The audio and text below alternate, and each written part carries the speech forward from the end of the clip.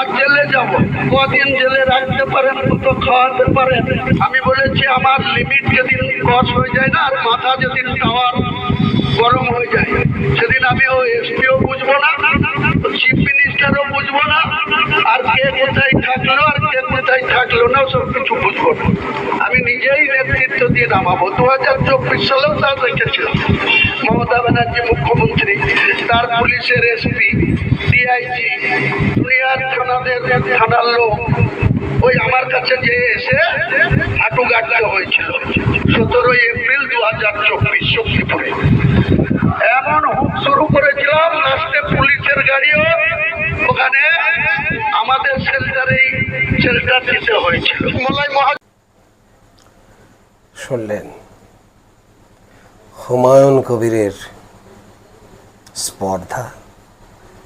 দেশের আইন মানেন না, মুখ্যমন্ত্রী মানেন না, পুলিশ প্রশাসন কিচ্ছু মানেন না।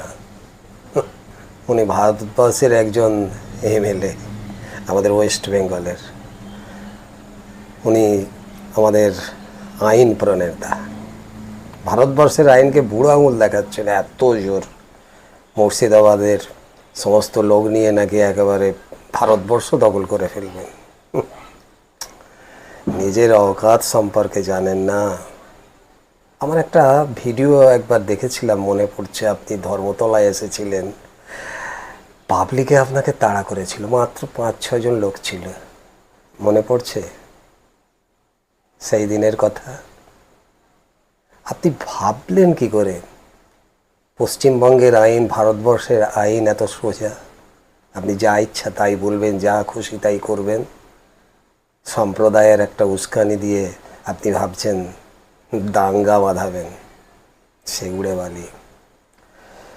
আপনি ভাবতে পারেন ভারতবর্ষের মতো একটা প্রবল শক্তিশালী দেশকে, যাকে পৃথিবীর সবাই এখন বর্তমানে সম্মান দেয়, আর আপনি একটা মুর্শিদাবাদের সামান্য একটা এমএলএ হয়ে ভারতবর্ষের সংবিধান, পশ্চিমবঙ্গের মুখ্যমন্ত্রী, আইন প্রশাসন সবের প্রতি আপনি চ্যালেঞ্জ করছেন।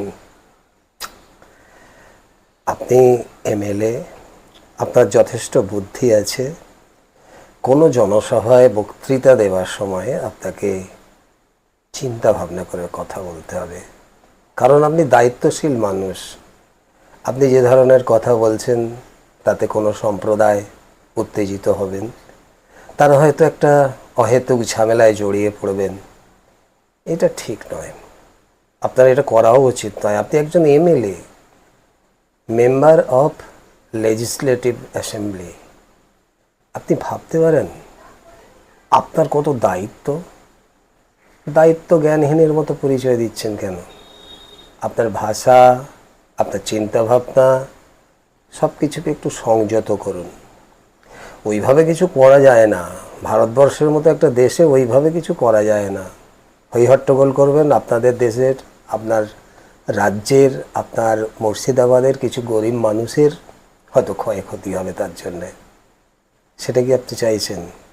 আর তাতে আপনি একটু সম্মান অর্জন করবেন ভাবছেন, কিন্তু মানুষ, মুর্শিদাবাদের মানুষও আপনাকে বোঝে যে আপনি কি করতে চাইছেন। আপনি এখানে এসে এক কথা বলবেন কলকাতায়, আর মুর্শিদাবাদে গিয়ে ওখানকার মানুষকে তাতাবেন। এটা ঠিক নয়। আপনি দায়িত্বশীল মানুষ, আপনি আপনার মতো বুঝে যাতে দেশের আইন কানুন মেনে কথা বলেন, সেটাই হবে বাস্তবসম্মত। আপনার পক্ষেও ভালো, আমাদের রাজ্যের পক্ষে ভালো, মুর্শিদাবাদের পক্ষে ভালো, দেশের পক্ষে সর্বোপরি ভালো। আপনি একটু চিন্তাশীল, ধৈর্যশীল এবং বুদ্ধির সঙ্গে কাজ করুন। একটু চিন্তা ভাবনা করে কোনো জনসভায় বক্তৃতা দেন। আশা করি আপনি কথাটা বুঝতে পারছেন।